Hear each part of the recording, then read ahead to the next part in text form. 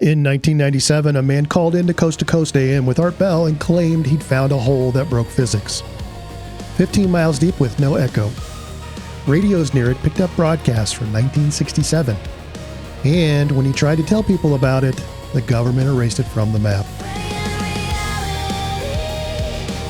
The man's name was Mel Waters. He said he owned property near Ellensburg, Washington, and that locals had been using a 9-foot hole on his land as a trash dump for decades. Appliances, tires, garbage, everything went in. Nothing ever filled it up. So Mel decided to find out how deep it actually was. He was a fisherman, so he did what any fisherman would do.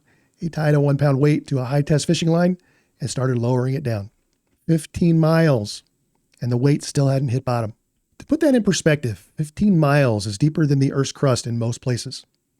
That's not a hole, that's a puncture in reality. He brought a radio near the edge. The signal turned to static, then locked on to something else. Old-time music and a baseball game, play-by-play, featuring a first baseman who played in 1967. The hole wasn't just deep, it was broadcasting from the past. Then came the dog story. A neighbor that had a dog that died. Instead of burying it, he threw it into Mel's hole. A few days later, the neighbor saw the dog alive in the woods. Same collar, same markings, but it didn't recognize him. It just stared at him like a stranger and walked away. Whatever came back wasn't the same dog. Mel's story spread fast. Between 1997 and 2002, he appeared multiple times, each time with new details, and each time the story got darker. Federal agents showed up at his property. They told him a plane had crashed nearby and the area was now restricted. When Mel pushed back, they made it clear, leave, or we'll plant a drug lab on your land and arrest you for it. Then they offered him a deal, $3 million a year to stay quiet and live in Australia. Mel took the deal. Before he left, a neighbor reported seeing something impossible, a beam of darkness, not light, but shadow, shooting out of the hole and into the clouds, darker than anything in nature. And here's the thing that keeps this story alive. When skeptics tried to debunk Mel by checking satellite imagery, they found something weird. The exact coordinates Mel described were blacked out on TerraServer, the precursor to Google Earth. But TerraServer didn't launch until 6 months after Mel's first broadcast.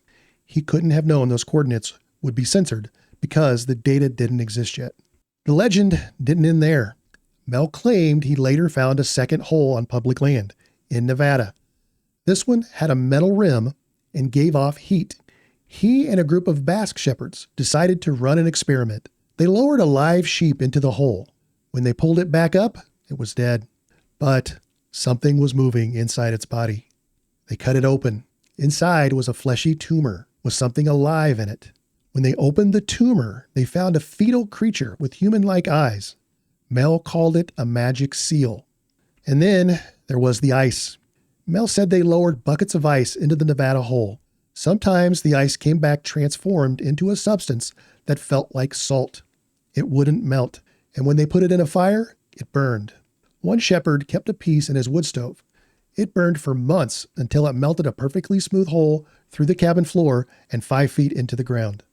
In 2002, the Seattle Times sent a team to find Mel's hole. They found old wells with stone walls, but nothing bottomless. No property records for a Mel Waters in that particular county. No trace of the land he claimed to own. But here's what makes Mel different from every other hoaxer. He never made money from this. No book deals, no merch, no Patreon. He told his story for 5 years and then disappeared.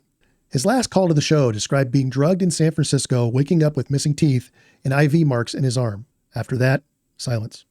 If it was a hoax, it was the most committed, least profitable hoax in paranormal history. If it was real, Mel paid for telling the truth with everything he had. Today, people still search for Mel's hole. Some claim to have found deep wells in the area. Others say the real location was deliberately wiped from the maps. The truth is, we don't know. But in an era where every square inch of the planet is indexed and searchable, the idea that something could still vanish, that a place could refuse to be found, feels more impossible than ever. Maybe that's why the legend won't die. Maybe somewhere in Washington or Nevada, there might still be a hole that shouldn't exist. And if it does, the government already knows about it.